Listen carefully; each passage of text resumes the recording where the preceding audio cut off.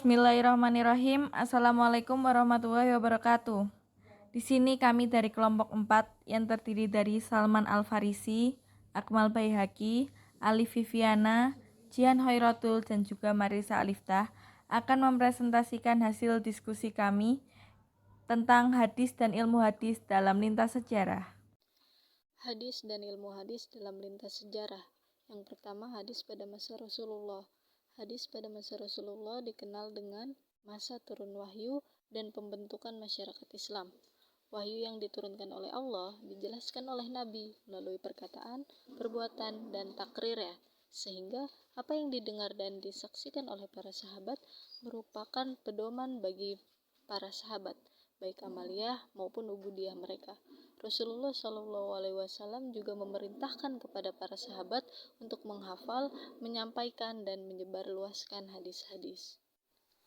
Para sahabat dapat secara langsung memperoleh hadis dari Rasulullah sebagai sumber hadis. Tempat yang dijadikan Nabi dalam menyampaikan hadis itu sangat fleksibel.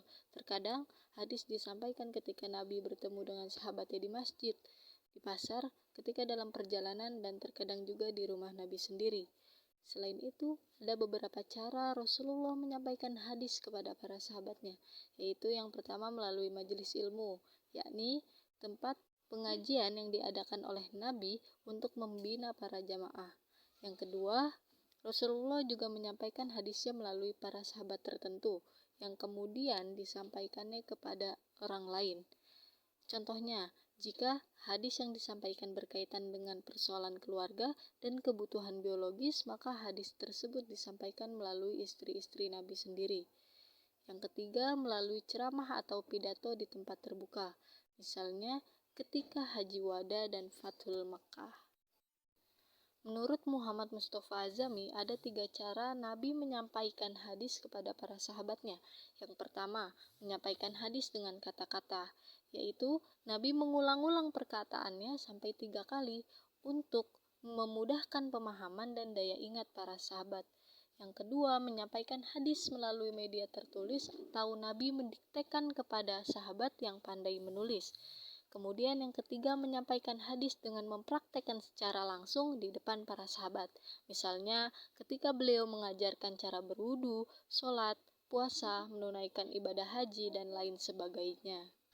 Hadis pada masa Nabi ini tidak ditulis secara resmi sebagaimana Al-Quran. Hal ini dikarenakan adanya larangan dari Nabi. Larangan menulis hadis dari Rasul sendiri sebagaimana diriwayatkan oleh Abu Sa'id Al-Khudri bahwa Rasulullah SAW telah bersabda, "Janganlah kamu menulis sesuatu yang berasal daripadaku, kecuali Al-Quran. Dan barang siapa telah menulis daripadaku selain Al-Quran, maka hendaklah ia menghapuskannya." Pelarangan Nabi dalam penulisan hadis tersebut secara tidak langsung menunjukkan adanya kekhawatiran dari Nabi apabila hadis yang ditulis akan bercampur baur dengan catatan ayat-ayat suci Al-Quran. Akan tetapi, ada riwayat lain yang menyatakan bahwa Rasul mengizinkan para sahabat untuk menulis hadis.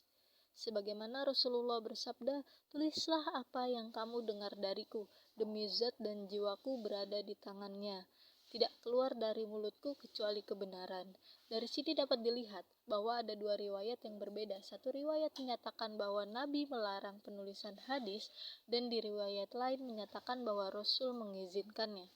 Dalam memandang hal ini, para ulama berbeda pendapat, dan secara garis besar terdapat 2 pendapat yang berbeda. Pendapat pertama menyatakan bahwa riwayat yang melarang penulisan hadis diganti atau dinasakh oleh riwayat yang mengizinkannya. Menurut mereka, pelarangan penulisan hadis oleh Nabi terjadi pada awal-awal Islam, dikarenakan dikhawatirkan adanya percampuran antara hadis dan ayat-ayat Al-Quran. Jadi, hal tersebut dimaksudkan untuk menjaga kemurnian ayat suci Al-Quran. Hadis pada masa Khulafatur Rasyidin. Pada masa ini, perhatian para sahabat masih terfokus pada pemeliharaan dan penyebaran Al-Quran, maka periwayatan hadis belum begitu berkembang dan masih ada pembatasan dalam periwayatannya. Oleh karena itu, para ulama menganggap masa ini sebagai masa pembatasan periwayatan. Abu Bakar adalah sahabat Nabi yang pertama-tama menunjukkan kehati-hatiannya dalam periwayatan hadis. Pernyataan ini berdasarkan pada pengalaman Abu Bakar tatkala menghadapi kasus seorang nenek. Suatu ketika ada seorang nenek menghadapinya. Nenek tersebut meminta hak waris dari harta yang ditinggalkan cucunya. Abu Bakar menjawab bahwa dia tidak melihat petunjuk dalam Al-Quran dan praktek Nabi yang memberikan bagian harta warisan kepada nenek. Setelah itu Abu Bakar bertanya kepada para sahabat. Al-Mughirah ibnu Syu'bah menyatakan kepada Abu Bakar bahwa Nabi telah memberikan bagian waris kepada nenek sebesar 1/6 bagian. Mendengar pernyataan Al-Mughirah, Abu Bakar memintanya untuk menghadirkan seorang saksi. Lalu Muhammad ibnu Salamah memberikan kesaksiannya atas kebenaran pernyataan Al-Mughirah tersebut. Akhirnya Abu Bakar menetapkan nenek sebagai ahli waris dengan memberikan 1/6 bagian berdasarkan hadis Nabi yang disampaikan oleh Al-Mughirah. Dari sini tergambar bahwa ternyata Abu Bakar sangat berhati-hati dalam periwayatan suatu hadis. Hal ini terbukti beliau tidak bersegera meriwayatkan hadis dari Al-Mughirah sebelum meneliti periwayatannya tersebut. Dan dalam melakukan penelitian pun, Abu Bakar meminta periwayatannya hadis untuk menghadirkan saksi. Sikap Abu Bakar yang mana sangat berhati-hati dalam periwayatan hadis ini mengakibatkan hadis yang diriwayatkan pun sangat relatif lebih sedikit. Padahal Abu Bakar adalah sahabat yang telah lama bergaul dengan sangat akrab dengan Nabi Muhammad SAW. Mulai dari masa sebelum Nabi hijrah sampai Nabi wafat, selain faktor-faktor kehati-hatiannya, faktor lain yang menyebabkan Abu Bakar hanya meriwayatkan hadis sedikit adalah: pertama, Abu Bakar selalu sibuk ketika menjabat sebagai khalifah. Kedua, kebutuhan hadis tidak sebanyak pada masa sesudahnya. Ketiga, jarak waktu antara kewafatannya dengan kewafatan Nabi sangatlah singkat. Yang berlanjut pada masa Umar ibn Khattab. Umar ibn Khattab juga dikenal sebagai sahabat yang sangat berhati-hati dalam periwayatan hadis, seperti halnya Abu Bakar. Selain itu, Umar juga menekankan kepada para sahabat agar tidak memperbanyak periwayatan hadis di masyarakat dengan alasan supaya konsentrasi masyarakat tidak terpecahkan dalam membaca dan memahami Al-Quran. Selain itu juga supaya umat Islam tidak. Kebijaksanaan Umar inilah yang kemudian mampu menghalangi orang-orang yang tidak bertanggung jawab untuk melakukan pemalsuan hadis. Pada masa kekhalifahan Utsman bin Affan, periwayatan hadis tetap dilakukan dengan cara yang sama dengan dua khalifah pendahulunya. Sikap hati-hati dalam menyampaikan dan menerima periwayatan hadis selalu dipegang oleh Utsman bin Affan. Hanya saja usaha yang dilakukan oleh Utsman bin Affan tidak setegas yang dilakukan oleh Umar bin Khattab.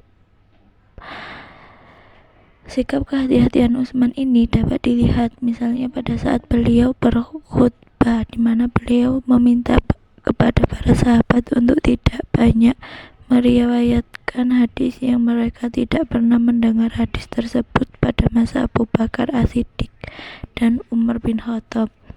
Dengan pernyataan ini, Utsman ingin menunjukkan bahwa dalam persoalan periwayatan hadis, dirinya ingin juga bersikap hati-hati seperti yang dilakukan oleh khalifah pendahulunya. Sikap kehati-hatian yang dilakukan Utsman ini tentunya juga berpengaruh kepada banyak sedikitnya beliau meriwayatkan hadis. Ahmad bin Hanbal misalnya meriwayatkan hadis Nabi yang diriwayatkan oleh Utsman bin Affan ini tidak lebih dari 40 buah hadis. Itu pun banyak matan hadis yang terulang karena perbedaan sanad. Atau dengan kata lain, jumlah hadis yang diriwayatkan oleh Utsman bin Affan tidak sebanyak jumlah hadis yang diriwayatkan oleh Umar. Walaupun Utsman dalam khutbahnya menyerukan umat Islam untuk berhati-hati dalam meriwayatkan hadis, pada zaman ini kegiatan umat Islam dalam meriwayatkan hadis telah lebih banyak jika dibandingkan dengan kegiatan periwayatan hadis pada zaman dua khalifah sebelumnya. Hal ini disebabkan karena selain pribadi Utsman yang tidak sekeras Umar, juga karena semakin luasnya wilayah Islam sehingga mengakibatkan bertambahnya kesulitan pengendalian periwayatan hadis secara ketat. 4. Ali bin Abi Thalib. Perkembangan hadis pada masa Khalifah Ali bin Abi Thalib pun tidak jauh berbeda dengan khalifah pendahulunya tentang periwayatan hadis. Ali hanya bersedia menerima riwayat hadis setelah periwayat hadis yang bersangkutan mengucapkan sumpah bahwa hadis yang disampaikannya itu benar-benar berasal dari Nabi. Ali tidak meminta sumpah hanya jika periwayat benar-benar telah dipercayainya.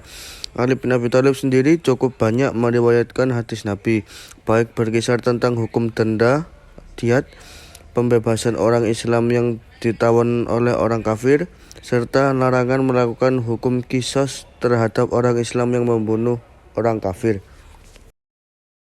Dari penjelasan di atas, dapat dinyatakan bahwa kebijakan Khulafaur Rasyidin tentang periwayatan hadis terdapat 4 bentuk.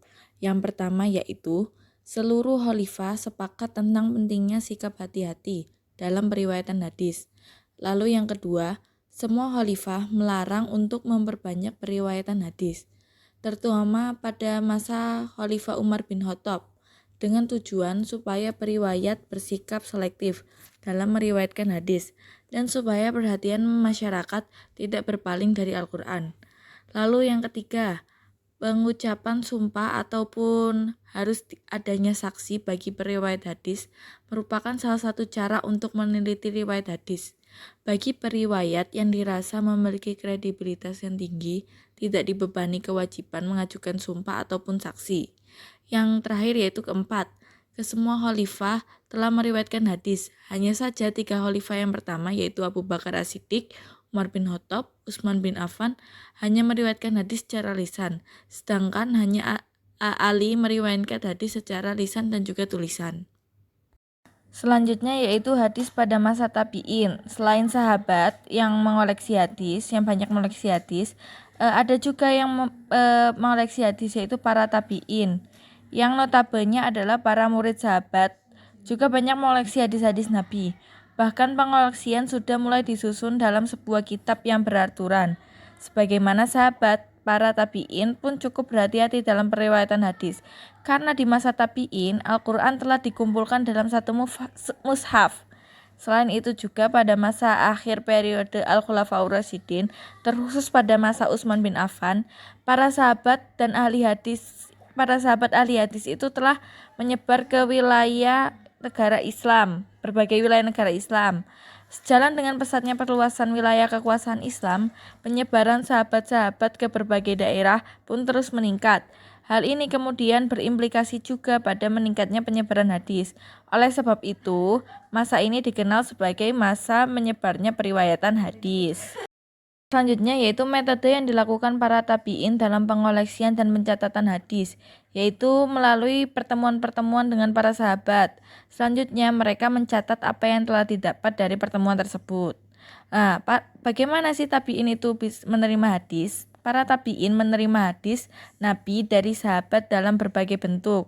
Ada yang dalam bentuk catatan ataupun tulisan, ada juga yang harus dihafal. Di samping itu, ada juga yang berbentuk yang sudah terpolakan dalam ibadah dan amalia para sahabat.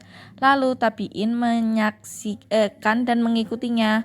Dengan demikian tidak ada satu hadis yang tercecer apalagi terlupakan. Selanjutnya ada beberapa kota yang dijadikan para pusat pembinaan dalam periwayatan hadis. Jadi para tabi'in menjadikan sebagai tempat tujuan mereka untuk mencari hadis. Kota-kota tersebut diantaranya itu Madinah Al-Munawwarah, Makkah Al-Mukarramah, Kufah, Basrah, Syam, Mesir, Maghribi dan Andalusia, serta Yaman dan Khurasan. Dan pusat pembinaan pertama yaitu di kota Madinah Al-Munawwarah.